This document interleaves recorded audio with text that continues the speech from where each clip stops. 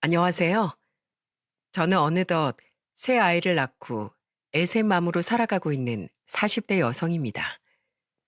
저는 사회초년생으로 일을 할 때만 해도 제가 이렇게 애 셋이나 낳고 엄마로, 아줌마로 살아가는 인생에 대해 상상조차 잘 하지 못했어요.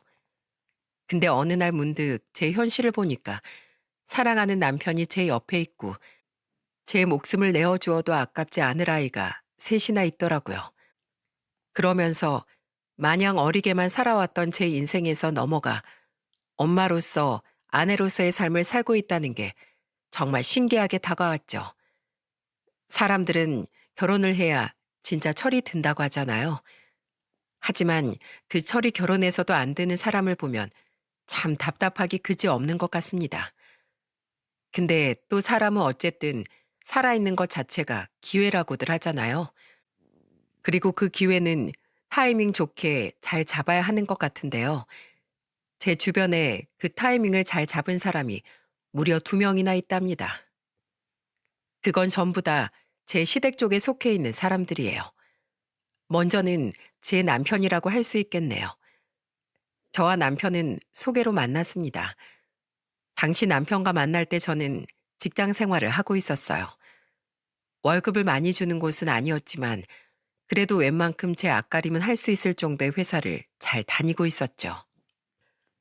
그러던 와중에 제 지인이 한 명 있었는데 어느 날 갑자기 소개팅할 생각이 없냐고 하더라고요. 그때 당시 저는 마지막 연애를 한 지 3년이 넘었던 시기였기에 그때쯤 누군가를 만나고 싶다는 생각을 하고 있었습니다. 그래서 소개팅을 해줄까 싶었는데 한 가지 걸리는 게 있더라고요. 그건 바로 남편의 직업이었죠. 남편은 지금도 마찬가지지만 그때 당시에도 세탁기 설치 기사로 일을 하고 있었어요. 직장만 본다면 조금 만나기 꺼려지더라고요. 같은 직장 생활을 하는 직장인도 아니고 그렇다고 자영업을 하면서 돈을 웬만큼 버는 것도 아닌 사람이라는 게 좀 걸렸죠. 근데 소개팅을 시켜주는 사람이 직업은 좀 마음에 안 들 수 있지만 사람이 정말 괜찮은 사람이라며 꼭 한번 만나봤으면 좋겠다고 하기에 만나봤습니다. 근데 정말로 소개팅을 나간 자리에서 저는 그 사람이 얼마나 진중하고 묵직하고 성실한 사람인지 느낄 수 있었어요. 그리고 저도 인생을 많이 살아보지 않아서 잘 모르지만 이 사람이 인생을 살면서 산전수전을 많이 겪었구나 라는 게 느껴졌죠. 그러면서 철이 남들보다 잘 들었다는 생각을 하게 되었습니다. 남편은 연애를 할 때도 효자인 게 눈에 보였어요.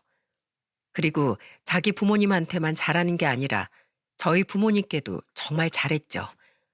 남편은 정말 살가운 사람이었습니다. 제 친정엄마는 30년째 수선집을 하고 계셨는데 남편은 틈이 나는 대로 저희 친정엄마 수선집에 가서는 같이 점심도 먹고 수다도 떨고 그랬어요. 저희 엄마가 나이가 좀 있으신데도 불구하고 피자를 그렇게 좋아하셨는데 남편이 틈만 나는 대로 피자를 사가지고 가서는 그 자리에서 한 판을 둘이서 다 먹기도 하고 그랬었죠. 그런 살갑고 자상하고 또 성실한 모습을 보면서 결혼을 결심할 수밖에 없었습니다. 근데 처음부터 남편이 그런 모습이었던 게 아니었네요. 왜냐하면 남편이 그렇게 된 건 20살 이후부터였거든요. 남편은 원래 엄청난 사고뭉치에 말썽꾸러기인 채로 20살까지 살았었는데 20살까지 같이 사고치며 살던 자신의 중마고우가 부모님이 갑작스럽게 돌아가신 이후로 사회 부적응자로 지내게 되면서 결국엔 우울증까지 겪게 되어 스스로 생을 마감했다고 들었습니다. 그리고 그때 남편에게만 편지를 남겼었는데 그 편지 안에 자기처럼 후회하지 말고 기회가 있을 때 부모님께 효도하면서 성실하게 살라는 말을 남겨놨다고 하더라고요. 그때부터 남편은 완전히 개가천선을 해서 지내고 있던 거였죠. 그 편지를 여전히 가지고 있으면서 저에게 보여줬는데 제가 보면서도 참 눈물이 나더라고요. 그래서 남편은 그 중마고 친구의 편지 하나로 인생을 완전히 돌이켰고 그때부터는 효자로 살면서 성실하고 착실하게 살고 있던 거였죠. 그런 남편과 결혼을 해서 저는 결혼 생활을 정말 행복하게 했어요. 왜냐하면 시부모님도 그렇고 남편에게 하나 있는 동생인 시동생도 저한테 너무너무 잘해주셨거든요. 특히 시부모님보다도 시동생이 저한테 너무 잘했는데요. 시댁은 시골에 있어서 자주 왕래를 할 수 없었지만 시동생은 서울에서 같이 지내고 있었기에 언제든 볼 수가 있었습니다.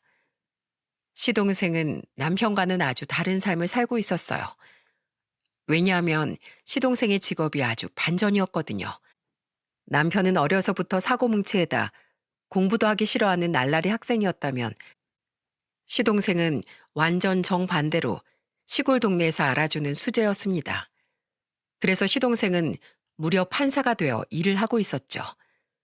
근데 잘 나가는 직업과 다르게 어찌나 성품이 좋고 훌륭한지, 정말이지 내 아들은 아니지만 너무나 예쁘고 듬직해서 웬만한 여자한텐 장가 보내기도 아까울 정도였답니다. 저한테도 어느 정도로 잘했었냐면 한 번은 시동생이 저희 집에 저녁밥을 먹으러 왔는데 집에 오면서 손에 뭘 하나 들고 오는 게 아니겠어요? 그 쇼핑백의 정체를 알고 저는 큰 감동을 받을 수밖에 없었답니다. 형수, 이거 받으세요. 이거 신발이에요. 이번에 백화점 갈 일이 있어서 갔다가 형수님 생각나서 신발 하나 사왔어요. 저번에 명절 때 보니까 형수님 신발이 많이 해졌더라고요. 우리 형님도 참, 이 멋진 마누라 알아서 신발 챙겨야지. 하여간에 눈썰미가 부족해요. 그죠? 제가 형 대신 사다 드렸으니까 예쁘게 신으세요. 형한테 막 자랑도 하시고요. 그래야 우리 형 나한테 형수 신발 사줄 기회 뺏긴 게 배 아파서라도 또 하나 더 사줄 거 아니에요. 진짜 우리 도련님, 이런 사람이 세상에 또 어디 있을까? 에이, 도련님, 정말로 고마워요. 저 잘 신을게요. 오늘 우리 도련님 밥 맛있는 거 해드려야겠네. 네, 밥은 맛있게 해주세요. 배고픕니다, 저. 이렇게 시동생은 저에게 감동을 주는 사람이었습니다. 근데 그걸로 끝이 아니고 또 감동했던 사건이 있었어요. 제가 첫째를 낳았을 때 일인데요. 그때 만삭이 다 되어가면서 출산 준비도 하고 이것저것 첫 아이를 맞아야 할 준비가 많이 필요한 때였죠. 근데 어느 날 시동생이 저를 밖으로 부르더라고요. 간만에 저랑 둘이서 데이트를 하고 싶다면서 형은 빼고 저만 나오라고 하길래 나갔죠. 이때도 얼마나 웃겼는지 몰라요. 남편에게 그 얘기를 하니까 남편 반응이 얼마나 귀여웠는지 아세요? 아, 뭐야. 둘이 왜 나 왕따 시켜. 나랑도 놀아줘. 나도 그러고 싶은데 도련님이 당신을 꼭 떨어뜨려 놓고 오라던데? 오늘은 자기가 집 잘 지키고 있어. 밀린 집안일도 좀 하고 갔다 와서 저녁은 내가 맛있는 거 차려줄게. 남편의 귀여운 반응을 뒤로하고 시동생을 만나러 간 저는 나가자마자 정말 큰 감동을 받을 수밖에 없었습니다. 왜냐하면 시동생이 점심을 근사하게 먹이고 나서 절 데리고 간 곳은 다름 아닌 아기 용품점이었거든요. 저는 벼랑간 차를 끌고 절 집에다 데려다 준 게 아니라 아기 용품점으로 온 시동생을 보면서 놀라서 물었어요. 어머, 도련님, 여긴 왜 오셨어요? 형수, 오늘 어디 한번 실컷 쇼핑 좀 해보세요. 이제 곧 태어나는 우리 조카 위해서 제가 선물 좀 사주고 싶어서 그래요. 아니, 우리가 다 준비하면 돼요. 아유, 알죠, 알죠. 근데 앞으로 애 낳고 들어갈 돈이 얼마나 많으시겠어요. 그러니까 애 낳기 전에 준비라도 제가 해드릴 수 있게 해주세요. 우리 형이 알면 절대로 안 들어갈 거 알아서 제가 일부러 형수만 오시라고 한 거예요. 그러니까 부담 가지지 마시고 마음껏 골라보세요. 오늘 제가 쏩니다. 시동생은 정말 눈물나게 고맙게도 아기용품점에 들어가서는 출산 준비에 필요한 물품부터 시작해서 아기가 태어나고 나서 필요한 것들까지 싹 다 사주셨어요. 유모차부터 시작해서 아기띠, 아기옷, 신발 등등 정말 싹 다 사주더라고요. 심지어 제가 미안해서 제대로 못 고르고 있으니까 본인이 막 직원한테 이것저것 다 물어봐서 쓸어 담아주던 거 있죠? 그걸 보면서도 얼마나 많이 감동을 했는지 모릅니다. 그 뒤에 형이 힘든 일하면서 돈 번다며 산후조리원 비용까지도 다 대준 게 저희 시동생이었어요.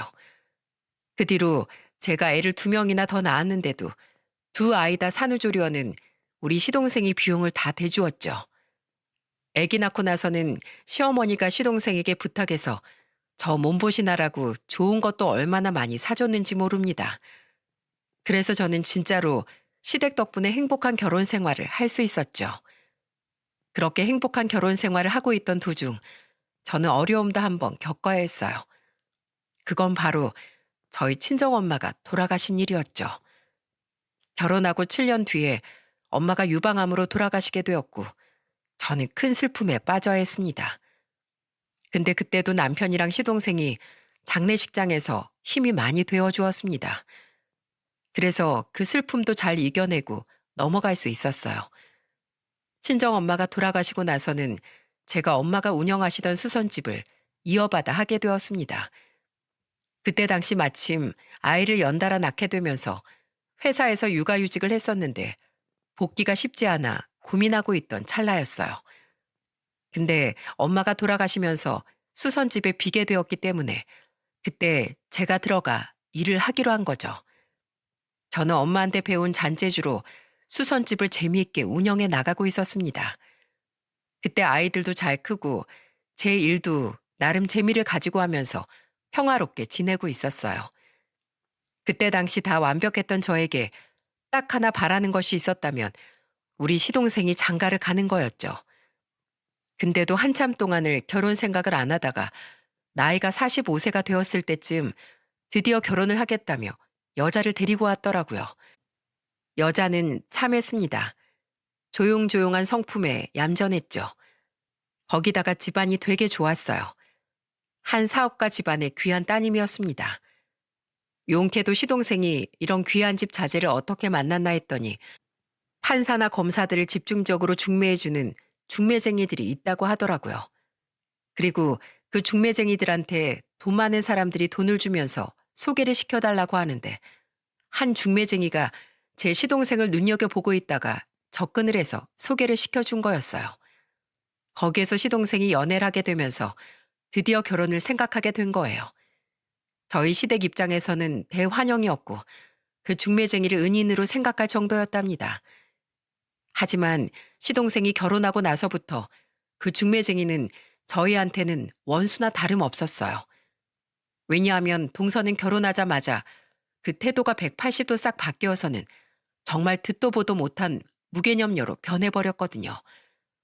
동서가 이 집안에 시집 오고 첫 번째 명절 때였어요. 근데 동서가 명절에 시댁에 와서는 아무것도 안 하는 게 아니겠습니까? 그래서 제가 보다 못해 한마디 거들었죠. 동서, 거기 앉아있으면 어떡해. 아버님도 방 까고 계시고 어머님은 저기 남편들이랑 다 전부치고 있는데 주방에 지금 일손 부족하니까 얼른 와서 뒷일이라도 좀 거들어. 어머 형님, 저 그런 거 못해요. 한 번도 해본 적 없고요. 그리고 저 어제 네일아트 받고 왔는데 그거 하면 손 다 망가져요. 이 네일이 얼마나 비싼 건지 아세요? 뭐라고? 형님은 받아볼 수도 없는 비싼 네일이에요, 이게. 근데 이 비싼 거라고 주방 일을 도우라고요? 말이 되는 소리를 하세요, 형님. 그리고 요즘 명절에 누가 다 이렇게 해 먹어요? 김치도 다 사 먹는 세상에. 제가 돈 낼 테니까 얼른 나가서 사오세요. 동서의 말에 저는 기가 찼습니다. 그곳에 있는 사람들이 전부 다 동서를 보면서 놀라 쳐다봤죠. 시동생은 안 되겠다 싶었는지 한 소리 같이 거들기 위해 막 나서려고 하더라고요. 하지만 이 기싸움은 제가 끝까지 동서에게서 이겨야겠다 싶어 막아서서 말했습니다. 동서, 제정신이야? 개념 밥 말아먹었어? 동서가 지금까지 어떻게 살아왔든 손에 네일아트를 달았든 금붙이를 달았든 로마에 왔으면 로마법을 따라야 할 거 아니야. 어른들 다 일하고 계시는데 혼자서 빈둥빈둥 놀고 있는 게 말이 된다고 생각해? 당장 주방으로 따라 들어와. 아, 진짜. 알았어요. 하면 되잖아요. 저는 동서에게 절대로 지지 않겠다는 듯 단호하게 이야기를 했습니다. 그랬더니 그제서야 마지못해서 따라 들어오더라고요. 하지만 그 뒤로 저는 동서가 정말 별종 중에서도 당해낼 수 없는 별종이라는 걸 경험할 수밖에 없었죠. 저는 주방으로 따라 들어온 동서에게 양파를 내주면서 어떻게 손질하는지, 어떻게 썰어야 하는지까지 모두 다 알려주고는 나머지 알아서 손질해 바로 지금 막 끓이고 있는 찌개에다가 넣으라고 했죠. 근데 그때 동서가 어땠는지 아세요? 진짜 그 누구도 상상 못할 짓일 겁니다. 저는 한참 다른 반찬을 만드는데 열중하다가 이때쯤 동서가 양파를 잘 넣었나 살펴봤어요.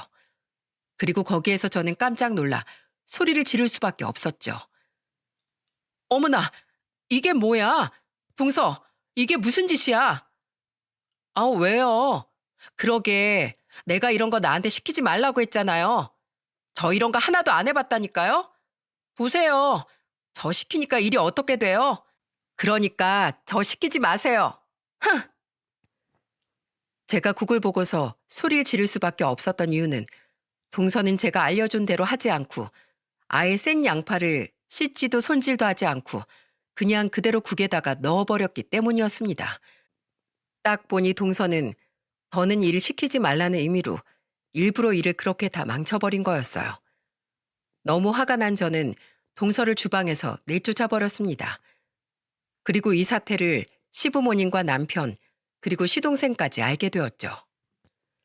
시동생은 머리 끝까지 화가 나서는 동서에게 크게 한마디 했어요. 당신 제정신이야? 진짜 개념이 있는 거야, 없는 거야? 어디서 배워먹은 버르장머리냐고? 당장 형수님께 사과드려, 얼른! 아이, 몰라. 내가 왜 사과를 해? 하기 싫다는 사람 일 억지로 시킨 게 뭘 잘했다고. 아, 몰라. 짜증나. 나 그냥 갈래. 동서는 어이가 없게도 오히려 자기가 더 피해자라는 듯 이야기를 하더니 아예 뛰쳐나가 버리더군요. 다들 어찌나 황당해하던지 시부모님은 완전히 화가 나서는 동서를 거들떠도 보지 않으셨고 시동생은 그대로 따라가야 했죠. 그렇게 그 천명절을 완전히 망쳐버리고 말았어요. 하지만 그 이후로도 동서의 입방정과 개념 없는 행동은 계속되었습니다. 시부모님께 막말하면서 농사 지으시는 시부모님 면전에다 대고 두 분께 비료 냄새 난다. 이 집 구석은 벌레가 많아서 못 오겠다. 다음엔 제발 두 분이 서울로 오셔라 등등 말도 못할 무개념적인 말을 많이 했었죠. 그래서 시부모님과 저 남편 모두 동서라면 아주 혀를 내두를 정도였습니다. 그래도 저는 끝까지 동서가 무개념적인 행동이나 말을 할 때마다 꿋꿋이 혼내고 잔소리를 해왔어요. 그렇다 보니 동서도 저도 어느새 앙숙이 되어 있었죠. 그러다 아주 결정적인 사건이 일어나게 되는데요. 그건 정말 동서의 무개념이 거의 바닥을 치는 사건이었습니다. 그때는 제 생일이었어요. 시동생이 제 생일만큼은 항상 잘 챙겨주었기에 그날도 제 생일을 축하해 준다며 저희 집으로 온다고 하더라고요.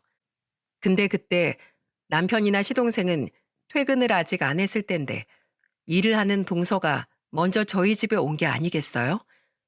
저를 그렇게 싫어하면서 왜 왔나 싶었지만 이미 말도 없이 와버린 거 내쫓을 수도 없어 과일 몇 조각 내주고 저는 애들만 보고 있었습니다.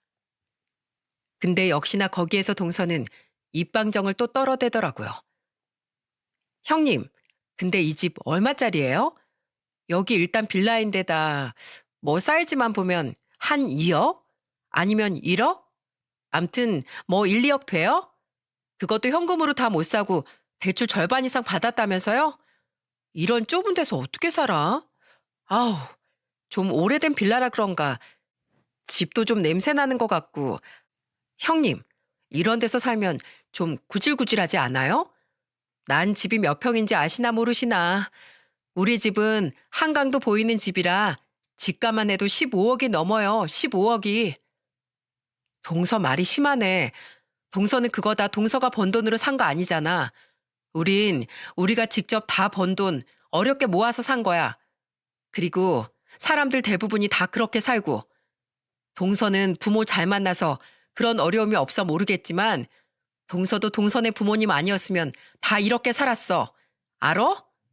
그러니까 지금 부모님 밑에서 크는 거 감사하게 생각하고 겸손히 살아. 어디서 돈 자랑이야?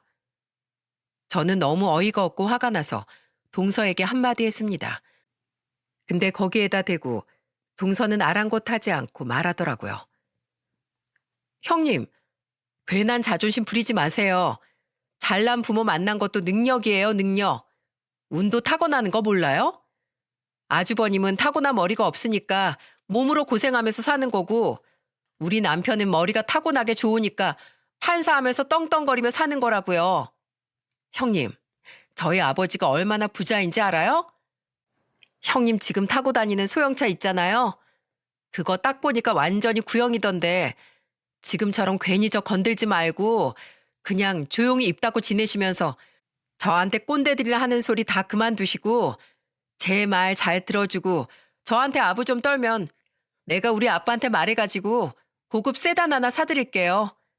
돈 앞에 장사 없고 자존심 필요 없는 거예요. 그러니까 어디 저한테 잘 보여보세요. 저는 여기까지 들으니 정말 머리를 한 대 세게 맞은 것처럼 정신이 몽롱해지던 거 있죠. 어떻게 사람이 아무리 개념이 없기로써니 저렇게까지 생각 없이 말할 수 있을까 싶더라고요. 그래서 저는 정말 따끔하게 말을 했어요. 동서, 지금 유세부리로 이 집 왔니? 어? 내가 서방님만 아니었으면 이 집 동서랑 같이 초대하지도 않았어. 동서 얼굴도 안 본다고. 동서가 내 집에 오는 것도 싫어 죽겠는데 왜 또 혼자 찾아와서 속을 뒤집어? 나가. 그냥 나가라고. 오늘 식사고 뭐고 다 그냥 없던 일로 하고 서방님한테도 전화해서 오시지 말라고 할 거니까 당장 내 집에서 나가. 저는 막 동서를 밀치면서 나가라고 했습니다. 솔직히 말해 돈 얘기로 사람 건드니까 서럽더라고요. 그래서 더 악착같이 동서를 밖으로 보내버리려고 했죠. 근데 그때 마침 집 안으로 누군가가 들어왔고 그 누군가는 남편과 시동생이었습니다. 둘은 마침 퇴근 시간이 겹쳐서 집 주차장에서 만나 같이 들어오던 길이더라고요. 그래서 둘이 동시에 들어와 이 광경을 목격하게 된 거였죠. 제가 막 바락바락 이야기하면서 동서를 밀치고 있으니 그 둘은 무슨 일인가 하고 깜짝 놀라 저를 말리기 시작했어요. 근데 그때 동서의 말 한마디에 저보다도 더 이성을 잃은 누군가가 생겨났고 그 뒤로는 깜짝 놀랄 만한 상황이 벌어지고 말았습니다. 나가라고. 내 집에서 당장 나가. 꼴도 보기 싫으니까 당장 나가. 서방님, 저 동서 꼴도 보고 싶지 않습니다. 이제는 얼굴도 보고 싶지 않고 아예 상종도 하고 싶지 않아요.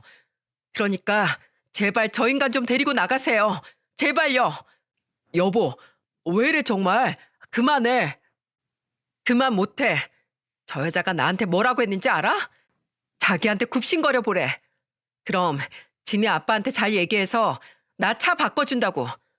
내가 왜 그딴 말을 들어야 돼? 왜? 저는 남편이 있으니 더 서러움이 북받쳐 울면서 말했습니다. 근데 그런 제 앞에서 동서의 말이 더더욱 충격적이었어요. 형님, 제 말뜻은 제발 주제를 알고 사시라 이거예요. 솔직히 말해서 형님이 어디 저한테 감나라 배나라 할 처지예요? 우리 남편은 판사인데 아주버님 보세요. 세탁기 설치 기사나 하고 있고 아우 쪽팔려 정말. 남의 집에 세탁기나 설치하고 있는 거 그거 진짜 역대급 직업 아니에요? 아우 창피해. 뭐야? 너 말 다 했어? 이것 봐. 이러는데 내가 어떻게 저 여자 얼굴을 보고 사냐고.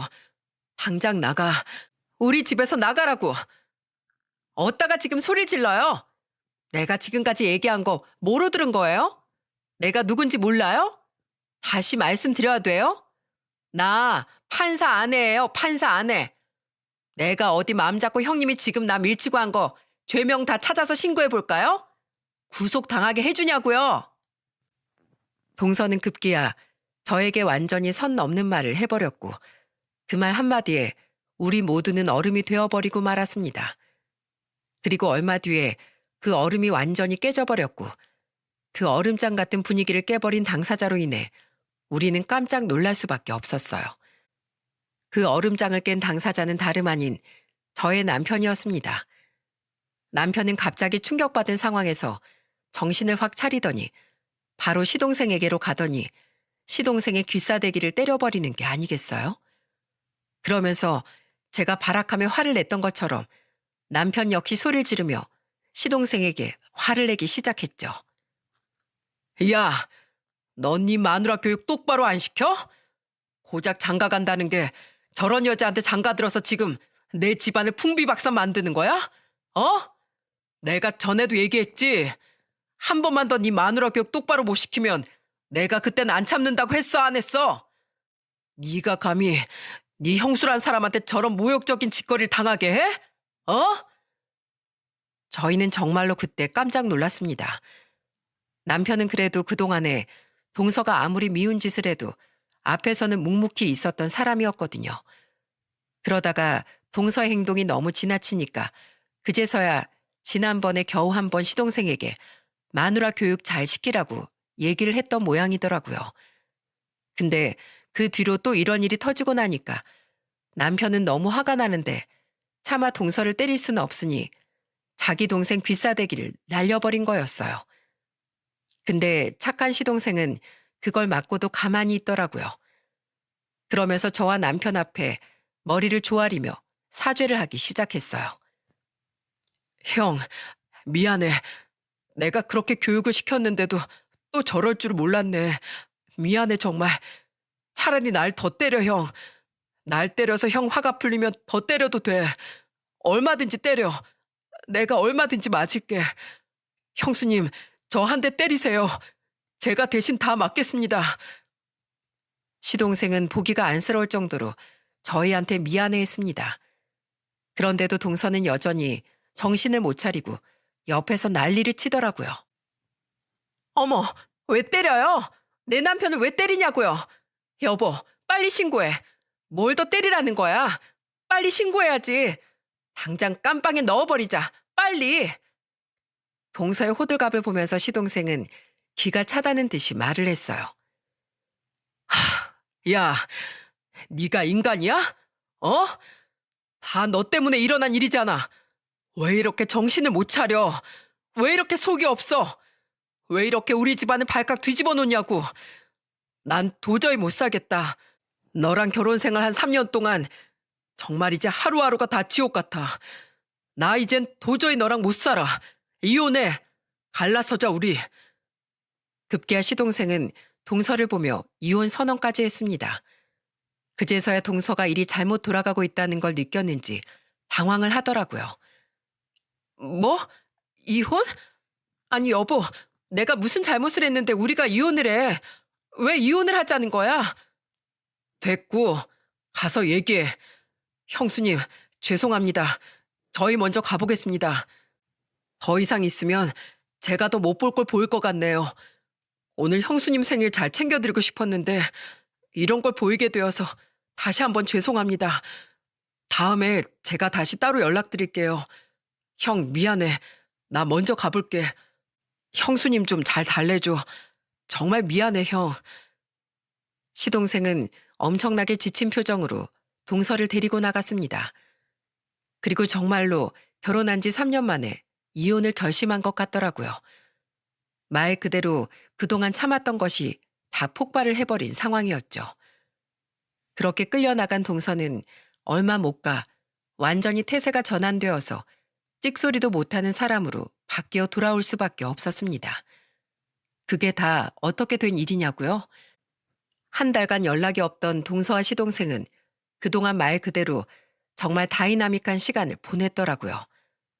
특히나 시동생이 그동안 참아왔던 것들이 폭발하면서 제대로 동서에게 참교육을 시켜주었죠.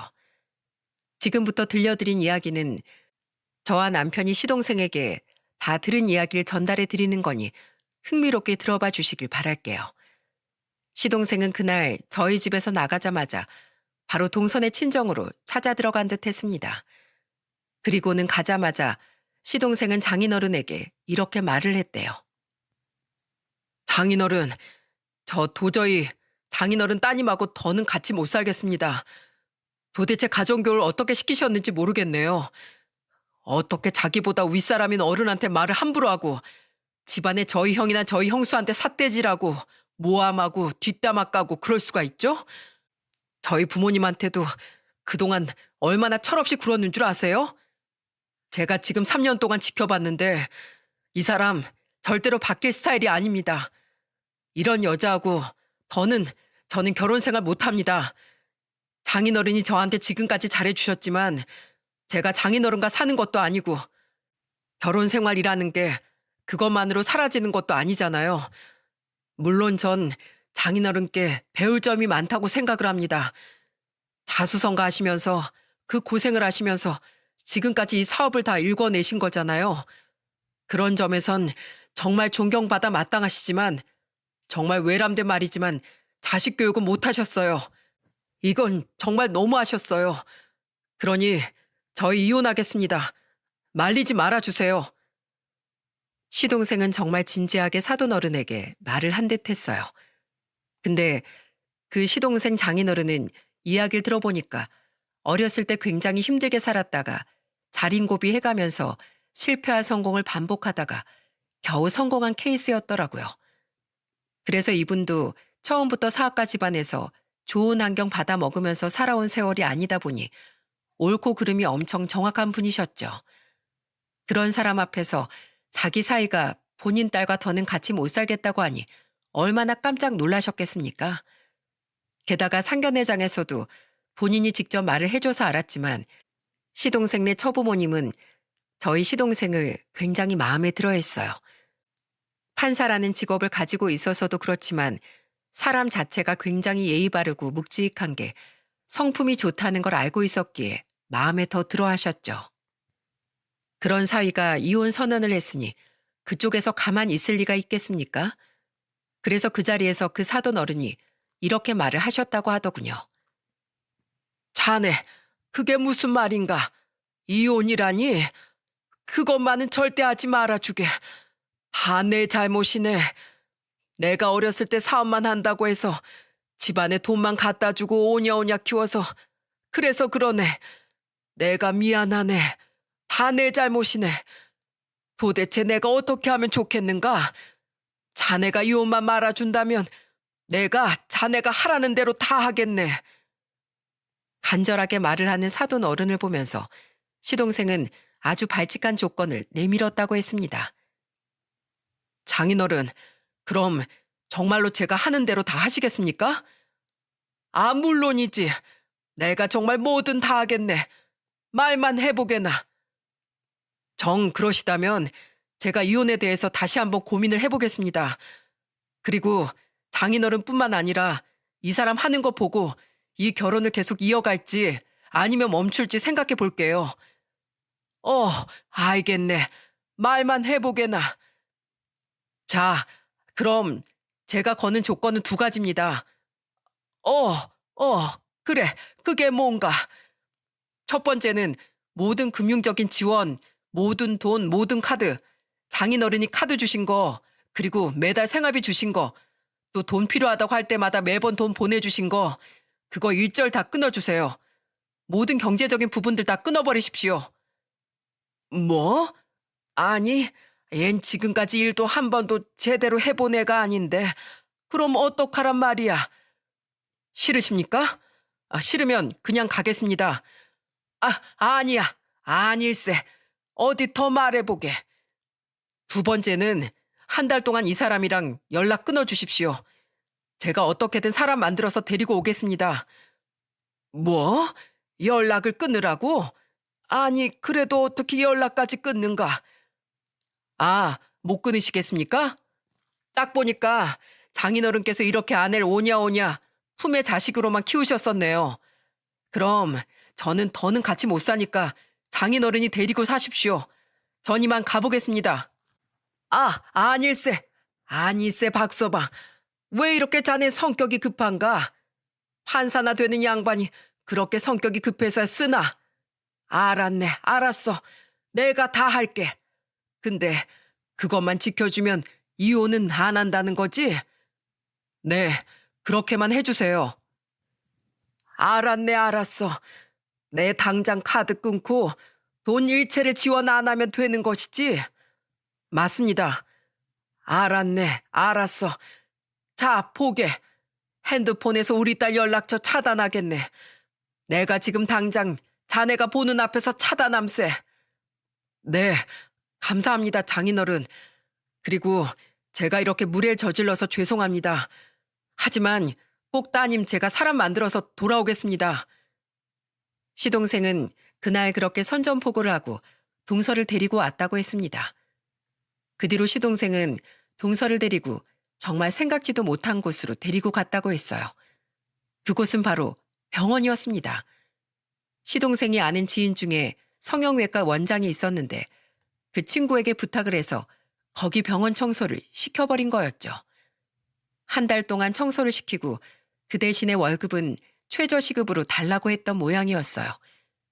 그때 그 친구도 부담스러운 부탁이다 보니 야, 아무리 그래도 재수 씨한테 왜 그런 걸 시키라고 그래. 나 그거 못 시켜. 어떻게 시키냐?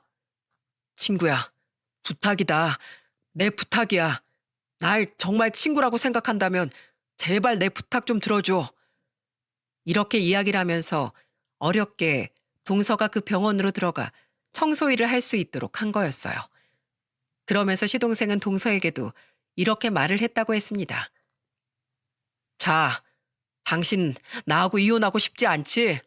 그럼 내가 당신한테 제안 하나를 할게. 그거 그대로 지켜. 당신 지금까지 어머님 아버님 밑에서 귀하게 자라가지고 한 번도 서민들이 일하는 모습 본 적 없지?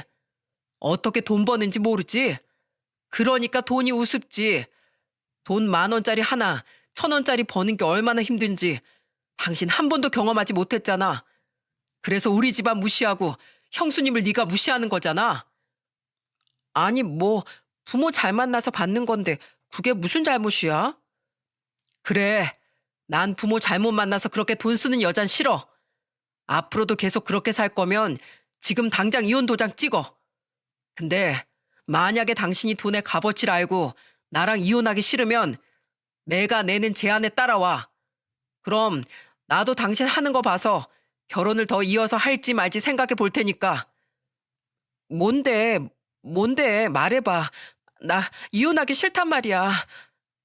당신 내 친구 규민이 알지? 걔 성형외과 하고 있잖아. 거기서 당신 잡일해. 그리고 거기서 청소도 하고. 하라는 일 아무 소리 말고 다 하라고. 알아들었어? 뭐? 내가 그딴 걸 어떻게 해? 나 그런 거 한 번도 안 해봤는데. 그래? 그럼 너 못하겠다는 거지? 그럼 나가. 아니, 당신이 못 나가겠으면 내가 나갈게. 시동생은 자신이 제안한 말에 동서가 따르지 않겠다고 하니 그 자리에서 바로 집을 나와버렸다고 했어요. 그리고 나서 딱 이틀 뒤에 동서에게서 연락이 왔었다고 하더군요. 왜냐하면 그때는 알고 보니 이미 그 시동생이 말한 것처럼 동선의 시아버지가 카드를 다 끊어버린 상황이었기 때문이었죠. 그리고 금전적인 부분도 다 끊어버리면서 연락도 일체 안 받았기에 동서 입장에선 할 수 있는 게 아무것도 없었습니다. 그리고 동서가 자기 친정에 찾아갔을 때도 친정 엄마가 그랬나 보더라고요. 너, 네가 무조건 잘못한 거니까 우리한테 연락하지 말고 네 남편한테 가서 싹싹 빌어. 니네 남편이 어떤 짓을 하든 다 따라가. 네 남편 제안들 다 따르라고. 나랑 네 아빤 이제 네 편이 아니라 우리 사위 편이야. 만약에 우리 판사 사이랑 이혼하기만 해봐. 넌 내가 가만히 안 놔두고 다리 분질러 버릴 줄 알아. 나가. 이렇게 쫓겨난 동서는 그대로 시동생에게 다시 돌아올 수밖에 없던 거였죠. 여보, 나 집에서도 버림받고 뭐 카드도 다 끊기고 지금 이런 상황이야. 나 어떡해? 그래서 뭐 어쩌라고? 알았어. 할게. 규민 씨 병원에서 일하면 되잖아. 당신 말대로 딱 한 달만 일하면 되는 거지? 그렇게 하면 돼. 내가 규민이한텐 연락해 놓을 테니까 내일부터 출근해. 아침 8시에 가서 청소하고 쓸고 닦고 다 해. 알았어? 알았어. 근데 나 청소 어떻게 하는지 모르는데. 모르겠으면 유튜브를 찾아서 보든 물어가면서 하든 어떻게든 해. 그렇게 해서 동서는 울며 겨자 먹기로 가서 병원 청소를 시작했습니다. 근데 그때 동서가 청소하면서 당한 에피소드를 시동생이 이야기를 해주는데 진짜로 배꼽 빠질 뻔했네요. 첫날부터 화장실 청소를 하는데 글쎄 화장실 변기가 완전 더러웠던 모양이더라고요. 왜인가 했더니 변기에 똥이 안 내려가고 있던 거였습니다. 근데 그 깍쟁이가 그걸 보자마자 얼마나 기겁을 했겠습니까? 변기를 열자마자 보이는 변 때문에 막 울면서 시동생에게 전화를 했었나 보더라고요. 여보, 여기 변기가 너무 더러워. 나 진짜 일 못하겠어, 여보. 너무 더러워. 뭐? 청소하면서 별걸 다 볼 거라는 거 예상도 못했어? 잔말 말고 얼른 청소해. 막힌 거면 다 뚫으란 말이야. 그날 동서는 그 막힌 변기를 뚫면서 얼마나 꺽꺽대면서 울었는지 모릅니다. 결국엔 동서가 화장실에서 내내 울면서 변기를 뚫고 있으니까 거기 병원 환자들이 시끄럽다고 민원까지 넣어 호되게 혼났나 보더라고요. 그 말을 듣는데 어찌나 웃겼는지 모릅니다. 또 한 번은 고객이 그 성형외과 바닥에 커피를 쏟아버렸는데 그걸 제대로 안 닦아서 미끄러져서 넘어진 일이 있었다고 했어요. 그때도 그 손님한테 얼마나 혼이 났는지 엄청 쌍욕을 먹고는 울면서 또 전화를 했다고 하더라고요. 또 그것뿐만이 아니었습니다. 성형외과니까 얼마나 얼굴에 붕대 칭칭 감는 사람들이 많았겠어요? 근데 동서는 그런 걸 거의 본 적이 없던 사람이다 보니 성형외과에서 있던 초반에 붕대 감은 사람만 보면 깜짝 놀라 기겁을 해서 손님들이 수치심을 느껴 민원을 건 적도 한두 번이 아니었다고 했어요. 그런 걸 보면서 참 팔자에도 없던 일 때문에 고생 많이 했구나 싶더라고요. 얼마나 일이 힘들었는지 동서는 울면서 시동생에게 이야기를 했다고 했어요. 여보, 나 진짜 이렇게 돈 버는 게 힘든 건지 몰랐어. 이렇게 힘들게 일하는데도 한 달에 150만 원밖에 안 준다는 게 말이 돼? 나 이 200만 원도 안 되는데 이렇게 힘들게 버는 건 줄 몰랐어. 나 이제 돈 진짜 아껴 쓸게. 나 진짜 우리 부모님이 이렇게 힘들게 돈 번지도 몰랐고 나도 당신이 이렇게 힘들게 버는 건지 몰랐어. 내 인생이 이렇게 헛살았나 싶어. 당신도 알다시피 나 한 번도 일 안 해봤잖아. 나 이제 진짜 반성해야 할 것 같아. 그리고 우리 아주버님 얼마나 힘드셨을지 생각하니까 눈물이 다 나. 내가 정말 얼마나 못된 짓을 하고 온 거야. 거봐, 돈 버는 거 쉽지 않지? 힘들지? 이렇게 밑바닥에서 일하는 사람들이 얼마나 사람들한테 무시당하는지, 그러면서도 또 얼마나 열심히 사는 건지 모르지? 당신은 다들 살면서 당연히 겪었던 걸 이제서야 겪은 거야. 그러니까 이제라도 깨달았으면 돈 소중한 줄 알고 그 돈 당연하게 대주신 부모님에 대한 은혜 까먹지 말고 살아. 장인어른도 그 밑바닥부터 지내면서 지금까지 오신 거니까. 이렇게 동서는 그 한 달 만에 개과천선을 하게 된 거였습니다. 그러면서 그 한 달 이후에 우리 집에 찾아온 거 있죠? 왜냐하면 시동생이 본인한테 이야기할 게 아니라 저랑 저희 남편한테 직접 가서 사과를 하라고 했거든요. 시동생은 엉엉 울면서 자신의 지난날의 어리석음을 후회하며 반성하는 동서 앞에서 이렇게 이야기를 했다고 했습니다. 자, 지금부턴 내 앞에서 울면서 후회하고 반성할 게 아니라 형수님이랑 형님, 그리고 우리 부모님께 직접 가서 무릎 꿇고 사과해. 그럼 내가 마지막으로 당신이랑 더 같이 살지 말지 결정할 테니까. 그렇게 해서 동서가 제 앞에 찾아오게 된 거였어요. 놀랍게도 동서는 저한테 오자마자 제 앞에서 무릎을 꿇더라고요. 그러면서 이렇게 말을 했습니다. 형님, 죄송해요. 뭐가 죄송해? 그렇게 이 집 냄새 난다고 오기도 싫다고 했었으면서 뭐 이런 누추한 곳까지 어떻게 왔을까? 고작 2억짜리 빌라에 어떻게 또 올 생각을 했냐고. 죄송해요, 형님. 제가 말실수를 너무 크게 했네요. 제가 정말 잘못했습니다. 잘못했다고? 동서, 진짜 반성하고 있는 거 맞아? 난 솔직히 말해서 못 믿겠어. 사람이 어떻게 이렇게 한 달 만에 바뀌어서 와? 우리 서방님이랑 결혼하고 싶어서 결혼 전에 착한 척, 참한 척 했던 것처럼 지금도 우리 서방님이랑 이혼하기 싫어서 또 척하는 거 아니야? 난 못 믿겠는데? 아니에요, 형님. 저 정말로 많이 깨달았어요. 저 정말로 많이 후회하고 있어요. 아, 그래? 그래서 이 누추한 곳까지 찾아온 거야? 동서, 있잖아. 동서한텐 2억이 우스울지 몰라도 2억은 나한테 굉장히 큰 돈이야.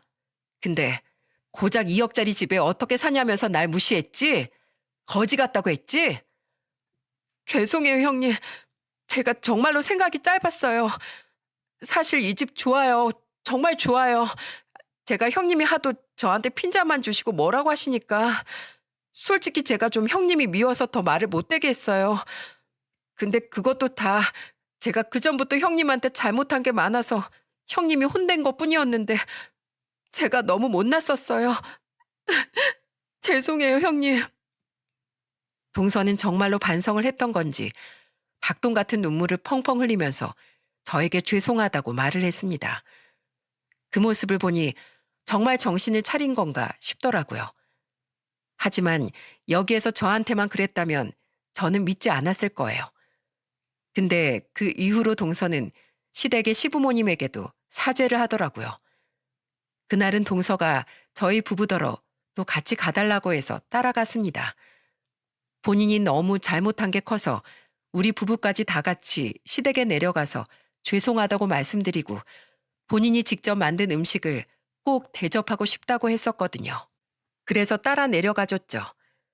근데 거기에서 동서는 정말로 반성을 많이 했는지 생각지도 못한 행동을 시부모님께 하더라고요. 어머님, 아버님, 그동안 제가 너무 철이 없었죠. 제가 너무너무 죄송합니다. 정말 무슨 짓을 하면서 살았는지 모르겠어요. 저요, 한 달 동안 병원에서 화장실 청소하고 병원 구석구석 쓸고 닦으면서 정말 많이 힘들었어요. 그 한 달이 진짜 10년처럼 느껴졌어요. 남이 처리 못한 남의 대병까지 치우면서 진짜 많이 비참했고요. 근데 그렇게 일을 했는데도 한 달에 150만 원이 들어오더라고요. 이 돈 저한테 정말 귀하고 소중한 돈이에요. 근데 이 소중한 돈 어머님 아버님께 드리고 싶어요. 이거 그냥 돈 아니에요. 제 피와 땀과 인내로 벌어진 돈이에요. 이거 어머님 아버님께 전부 다 드릴게요. 그리고 제가 이렇게 힘들게 돈 벌었다는 거 저 잊지 않고 날마다 되새기면서 살게요. 아유, 그래, 그래, 아가. 큰 거 깨달았다. 정말로 큰 거 깨달았어. 그렇게 살면서 하나둘씩 깨달으면 된다. 그렇게 철 들어가는 거야. 앞으로 너른 공경하고 또 네 형님이나 니네 아주버니 공경하면서 살아. 그래야 너도 똑같은 대접 받으면서 사는 거다. 알았니? 네, 어머님. 잘 알겠습니다. 저 정말 잊지 않고 누구든지 다 공경하면서 잘 살게요. 어머님은 엉엉 우는 동서를 따뜻하게 안아주셨어요. 그렇게 동서는 한참이나 시어머니 품 안에서 울다가 겨우 진정하고는 본인이 직접 음식까지 차리며 그날 저녁을 대접했답니다. 근데 그날 동서가 만든 저녁은 완전히 맛없어도 그렇게 맛없는 음식은 처음이었어요. 게다가 처음 해본 게 다 티가 나 유튜브 영상을 보고 또 보고 하느라 저녁만 무려 3시간을 기다렸다니까요. 도저히 안 되겠어서 중간에 제가 투입해 도와주지 않았더라면 그날은 저녁이 아니라 야식을 먹었을 거예요. 그래도 그렇게라도 노력하는 모습이 가상하고 예뻐 보였습니다. 그 뒤로 동서는 정말로 많이 바뀌어 지금은 개념 없는 말이라든지 행동이라든지 그런 게 많이 없어졌어요. 물론 은연중에 나오긴 하지만 그래도 저나 저희 시어머니가 잘못된 걸 알려줄 때마다 열심히 고치려고 노력하고 있는 중이랍니다.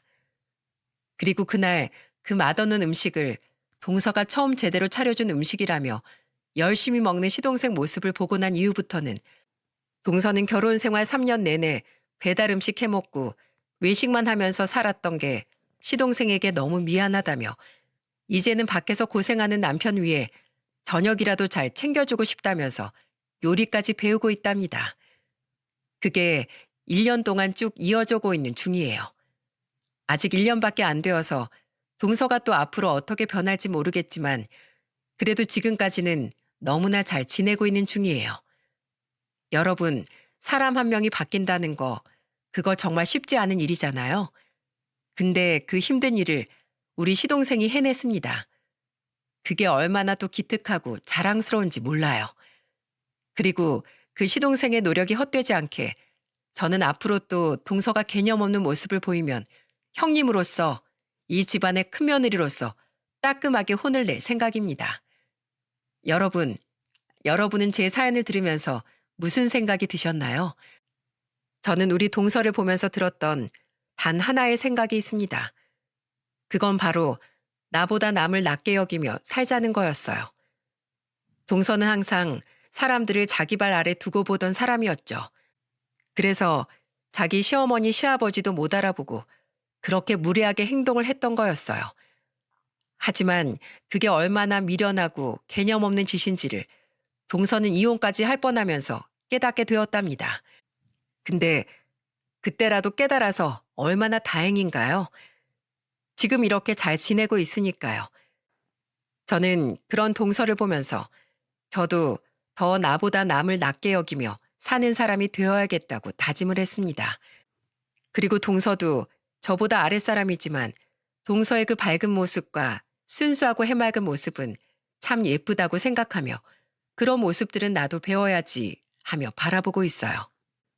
여러분도 혹여라도 지금 주변에 나보다 남을 더 낮은 사람으로 여기고 계시다면 그 생각에서 빨리 돌이키셔서 나보다 남을 더 나은 사람으로 여기며 사시는 더 멋진 사람들이 되시기를 바라겠습니다. 저의 사연 들어주셔서 감사합니다.